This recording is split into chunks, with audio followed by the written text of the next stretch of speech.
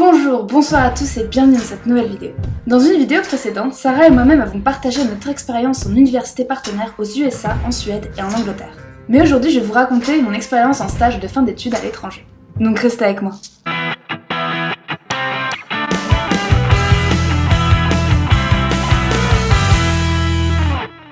Yo tout le monde, c'est Mélie, j'espère que vous allez bien. Alors comme vous le savez, je suis en 4e année à Kedge dans le programme IBBA. Que je vous fasse un petit récapitulatif de ce cursus. Dans ce programme, nous passons 1 an et demi dans le campus de Marseille, histoire de nous apprendre un peu les bases. Puis on nous envoie dans un stage de 6 mois, puis 3 semestres à l'étranger, et enfin on finit par le stage de fin d'études et qui doit se faire obligatoirement à l'étranger. Et aujourd'hui, c'est le dernier stage qui nous intéresse. J'ai effectué mon stage de fin d'année au Canada, dans la ville de Montréal de février à août en tant que stagiaire en marketing. Je vous avoue que ça n'a pas été du gâteau de trouver un stage car je revenais tout juste de mon échange amical seul en Angleterre et que j'avais encore plein de rapports à rendre. De plus, comme si c'était pas suffisant, voulant aller au Canada, le problème du visa m'a donné du fil à retordre. Souvent car peu d'entreprises sont prêtes à s'engager et surtout qu'elles te veulent généralement tout de suite. Et sans passer par la paperasse car le visa est un processus long. Et somme toute assez fastidieux quand même, hein. Alors un conseil, ne fais surtout pas comme moi et prends-y-toi à l'avance. Les jours passent et ce souci de visa commence à me saouler. Non, parce que je l'ai pas eu tout de suite mon stage. J'ai cherché, recherché, car je voulais à tout prix aller au Canada. Et là, je reçois un email d'une énième agence pour laquelle j'avais postulé et qui me demande un entretien par Skype. Et c'est, appelons-le Bernard. Et c'est Bernard donc du coup qui va s'en charger. Je t'avoue que sur le coup, j'étais un peu mitigée. D'un côté, j'étais contente parce que ça fait toujours plaisir quand un employeur te répond, mais d'un autre côté, si c'était pour qu'il me recale à cause de mon visa. Enfin bref, l'entretien se passe vraiment bien et le problème de visa n'a pas vraiment l'air de déranger Bernard, au contraire, il est même assez encourageant. On parle de mes capacités, ce que j'attends de ce stage, enfin tous les trucs bateaux d'un entretien. Vient le moment où Bernard me demande de parler de mes hobbies et autres questions personnelles. Alors moi, normal, j'embrasse sur les trucs que je kiffe bien et je lâche évidemment, moi j'aime bien les mangas. Et là, Bernard me dit qu'il a des amis qui cherchent également un stagiaire en marketing pour leur business et qu'ils sont propriétaires d'un manga Kissa. Ni une ni deux, j'ai tout de suite sauté sur l'occasion. Et c'est donc après avoir passé un entretien le jour suivant avec ses propriétaires que j'ai finalement été embauchée à Otaku Manga Lounge pour une période de 6 mois à Montréal. Les quelques jours précédant mon départ, je me suis donc dépêchée de régler la convention de stage rapidement, histoire de ne pas être embêtée encore une fois et surtout de ne pas être en rush. Je suis donc arrivée au Canada au mois de février en me disant qu'après la Suède, le froid ça me connaît. Que nenni! Même la Suède a rigolé. Rien à voir, je serais avec ma grosse valise et mon sac à dos le soir, et devinez quoi? 2 mètres de neige m'attendaient gentiment en sortant de l'aéroport. Autant vous dire que j'ai galéré sévère pour rejoindre l'arrêt de bus, puis de l'arrêt de bus à mon logement. Enfin, après 4 jours d'acclimatation, je me suis habituée au décalage horaire qui est tout de même assez conséquent, environ 7 heures avec la Turquie. Avoir acheté des prises adaptées à mes prises européennes pour pouvoir charger mon téléphone et autres appareils, je me suis donc rendue sur mon nouveau lieu de travail où j'ai rencontré la proprio qui sera aussi ma maître de stage pendant les 6 prochains mois, mais aussi les différents membres du staff. J'allais à pied à la boutique, ce qui me prenait environ 30 minutes de marche. Et les premiers mois, inutile de vous préciser que je me cassais la vinette assez souvent avec toute cette neige. Enfin bref, ma première journée ça a été surtout la présentation des locaux, du staff, et un plan assez détaillé de ce qu'on attendait de moi. Comme une sorte de feuille de route finalement. Mais du coup, c'est quoi Otaku Manga Lounge, me direz-vous? Il s'agit d'une librairie basée à Montréal, spécialisée dans le manga, mais qui fait aussi salon de lecture pour venir lire tes mangas favoris lors de ton temps libre pour environ 5$ de l'heure, plus le thé gratuit.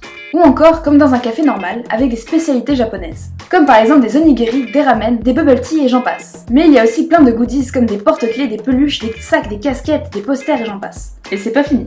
Il est aussi possible d'y prendre des cours de japonais ou des cours de dessin et ça c'est vraiment top.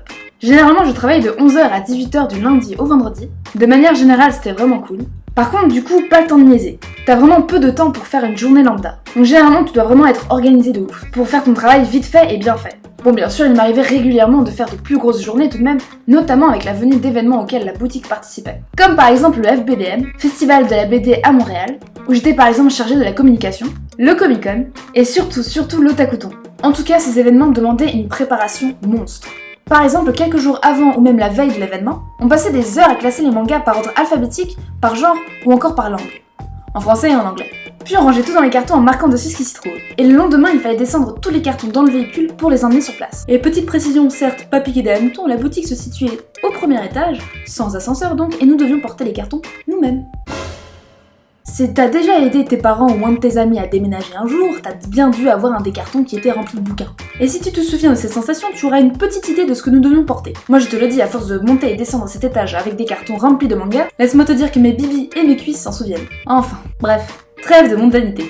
Arrivé sur place, il faudra à nouveau tout déballer et installer tous les mangas, en ordre alphabétique, par genre et par langue toujours, et à la fin de l'événement rebelote. Inutile de vous dire qu'à la fin de l'Otakuton par exemple, tout le monde était archi mort. Ah, ça me plaisante pas du tout, t'es complètement déchiré à la fin. Certes, content, parce que tu passes quand même un super moment, mais mort! Archi mort. Par exemple, pour ces événements, je m'occupais énormément des réseaux sociaux de la boutique et posts à publier en fonction d'un calendrier que j'avais établi en début de stage. Mon rôle était somme toute assez ambivalent finalement puisque je ne m'occupais pas que du marketing mais aussi de trouver des partenaires ou de la relation client. Au final, cette expérience m'a vraiment appris à me diversifier au niveau des tâches mais aussi au niveau de mes aptitudes. Donc oui, j'avais énormément de responsabilités, ce qui parfois m'intimidait, on va pas se mentir, de faire une énorme bourde par exemple. Mais au moins maintenant, j'ai une meilleure idée de ce qui me plaît et de ce qui me plaît moins, de mes points forts mais aussi de mes points à améliorer pour plus tard. Genre le stress. Donc parfois ça pouvait être dur de garder la motivation, sachant que certes je gagnais de l'expérience indispensable pour le futur, mais je gagnais pas grand chose à part les pourboires. Ah, je vous l'ai pas dit!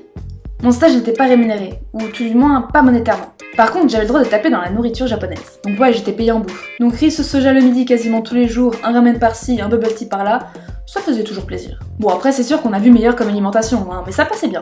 Enfin bref, le cadre était vraiment idéal. En plus, mon entourage était vraiment génial, parce que j'adore vraiment les mangas et j'ai eu l'occasion de discuter avec des gens qui en connaissent un rayon. Et surtout, j'ai fait la connaissance de personnes formidables avec qui je sais je vais garder contact. Enfin bref, vous l'aurez compris, ce stage m'a fait complètement capoter. Et voilà les gens, c'est déjà la fin de cette vidéo, j'espère qu'elle t'aura plu. Si c'est le cas, n'hésite pas à lâcher un pouce bleu, ça fait toujours plaisir, à laisser un commentaire en bas de la vidéo si tu as une question, et à partager sur tes réseaux sociaux. Il ne me reste plus qu'à vous dire à très bientôt dans une prochaine vidéo, d'ici là, portez-vous bien. Peace. Et toi, attends un peu avant de partir.